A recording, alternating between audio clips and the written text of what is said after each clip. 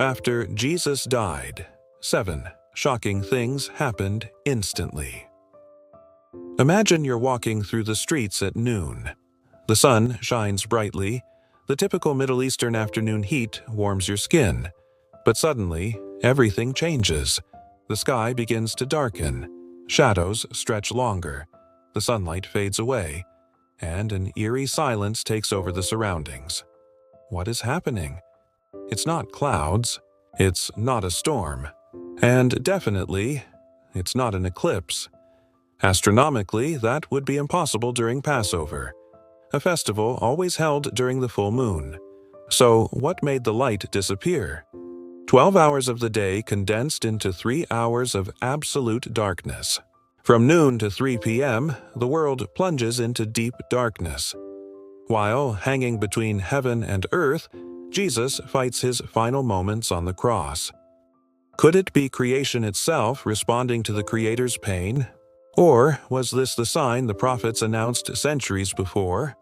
Amos, in chapter 8, verse 9, wrote, "On that day, I will make the sun go down at noon and darken the earth in broad daylight." Coincidence, or the exact fulfillment of a forgotten prophecy? Think with me. Why would the universe seem to mourn the death of a man, if that man was just a man? This darkness wasn't just a natural phenomenon. It was a cosmic scream, an invisible yet tangible warning, a curtain of darkness announcing that something much greater was happening, something that would change history forever. But what exactly was being announced? But what exactly? And then, in the midst of that dense darkness, as if heaven itself was mourning, a voice tears through the silence. My God, why have you forsaken me?" It's not a whisper. It's a cry, a scream from the soul. Why would Jesus, the Son of God, ask such a question? Why would he, who always had a perfect fellowship with the Father, now feel abandoned? This phrase, so loaded with pain, was not spoken by accident. It echoes Psalm 22, an ancient lament written by David hundreds of years earlier. Was Jesus merely quoting a prophecy, or revealing an agony no human being has ever experienced? Think with me. What would it be like to carry all the guilt of all humanity, of all time, in a single moment? Not just the physical pain, which was already unbearable, but the spiritual weight, the separation, the guilt, all of it piled on an innocent man, out of love. Have you ever felt alone?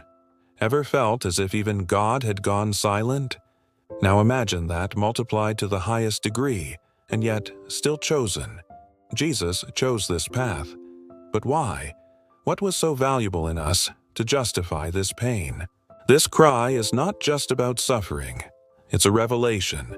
Something deep, spiritual, is happening behind that phrase. But what exactly? And at that exact moment when Jesus cries out, something unbelievable happens. Miles away, in the heart of Jerusalem, inside the majestic temple, a sharp, powerful sound echoes through the sacred halls. The veil. That huge, thick veil, like a wall, that separated the people from God's most intimate presence, the Holy of Holies, was torn. But not from bottom to top, as a man would do. No, from top to bottom, as if the very hands of heaven had come down and opened the way. But why is this so shocking?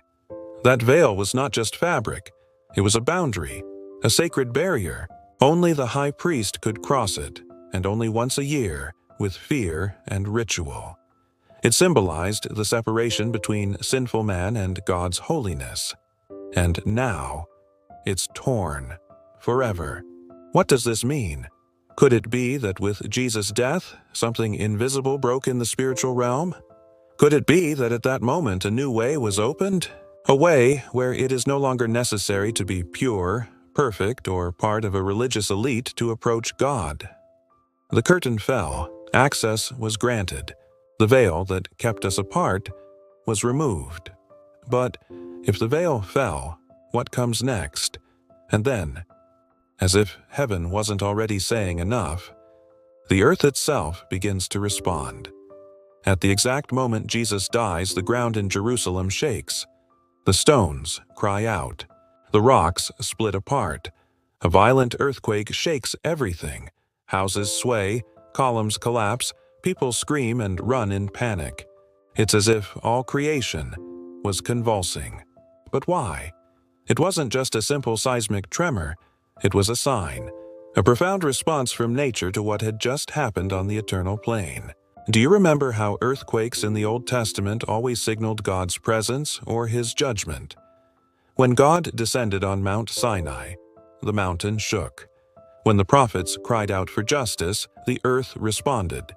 Now, at Calvary, the Lamb dies, and the earth cries out. But it's not just divine anger or fury. It's something deeper.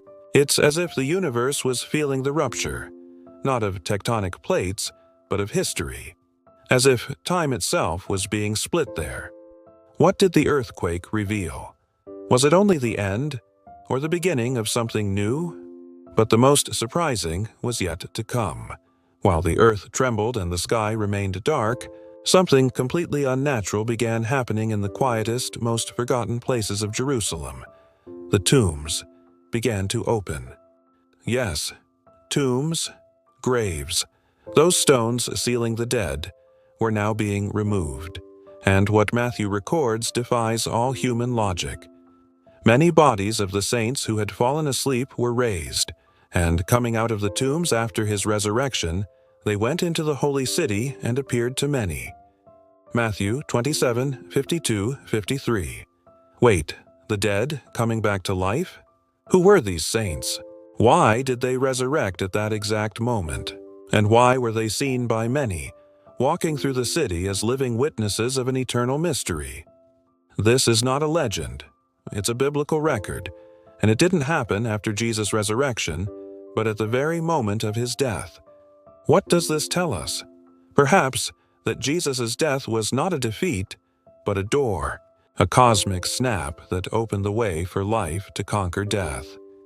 Imagine the impact in the city, people fleeing their homes because of the earthquake, and then, suddenly, seeing familiar faces, dead for years, alive again.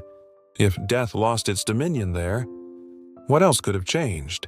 He had seen everything: deaths, screams, brutal executions. He was a Roman centurion, hardened, trained to obey without question, immune to others' pain. But that day, something broke him. He was there from the start, saw Jesus nailed, heard the mockery, witnessed the scorn, the blood, the sudden darkness, felt the ground shake beneath his feet, and then heard that last breath, that last phrase from the cross, and saw what happened right after. It was impossible to deny, impossible to remain indifferent. The soldier, who was supposed to maintain order, could no longer hold back the truth. He looks at that bloodied body hanging before him and says, "Truly, this was the Son of God." Matthew 27:54. Think about it. A man who was part of the execution system, a man who helped kill Jesus, was the first to publicly recognize who he really was. What makes someone change so quickly? What can touch the heart of a hardened Roman soldier?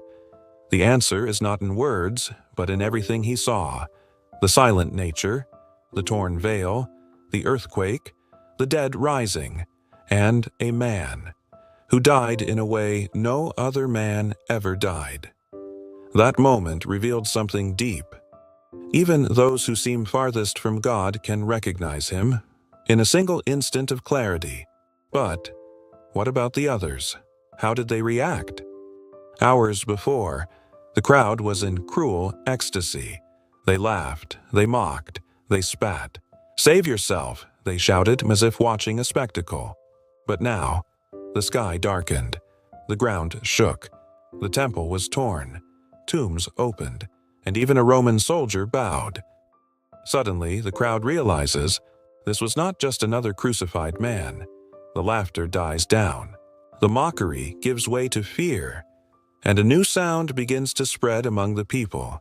the sound of chests being struck in repentance. And all the crowds that came together to see this spectacle, when they saw what had happened, went away beating their breasts. Luke 23:48. What happens to the human heart when it realizes it mocked the sacred, when it understands it condemned the righteous? The transformation is visible. The atmosphere changes. The vibe of that place, which once felt like a macabre party, now is heavy, introspective, remorseful. They went home, but with their souls marked.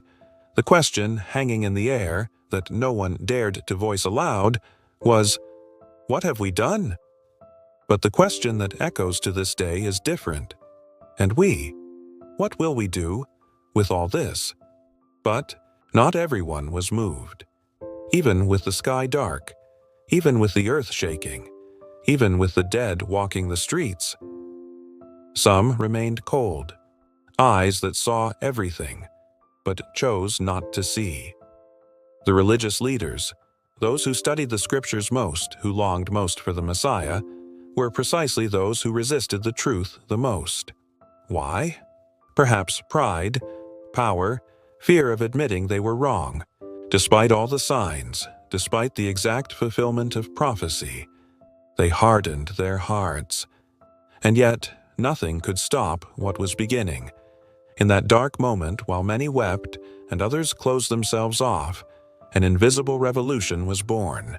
The cross, which seemed like the end, became the beginning. From that place of death, life would arise. From that apparent failure, the greatest turning point in history would come. A new people would arise, a new hope, a faith that would cross centuries, continents, and empires. It all started there, on that dark, silent, trembling day, when the world stopped before a cross and was never the same again. But now, the question that crosses the centuries and reaches you is, what will you do with all this? If this story moved you, if these events spoke to your heart, then don't keep it just for yourself. Like this video, subscribe to the channel, and hit the bell so you don't miss what's coming next. There's much more ahead, and of course, share it with someone who needs to hear these truths. Sometimes a simple click can be the start of a transformation in someone's life. If you haven't watched the previous video yet, go check it out. There are revelations that will prepare you even more for everything we've seen today. See you again tomorrow with another part of this journey that's just